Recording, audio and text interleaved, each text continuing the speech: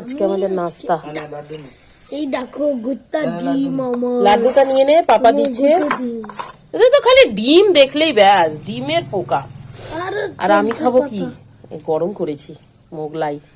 গোলুর birthday রাতে খাওয়া হয়নি, এখন খাচ্ছি মোগলাই গরম করে।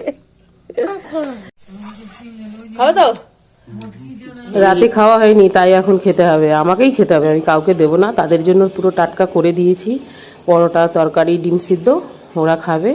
আমি এটা গরম করেছি, গরম করে খাচ্ছি মোগলাই। আর তরকারি ছিল তার সাথে আলুর দম, ওই মোগলাই আলুর দম এখন আমি টিফিন করছি।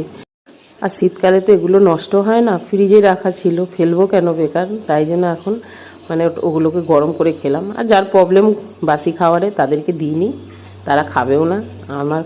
আমি ফেলতে পারি না বলে এখন আমাকে খেতে হবে, খাচ্ছি, ভালোই লাগছে, কোনো ব্যাপার নেই। আর এই একজন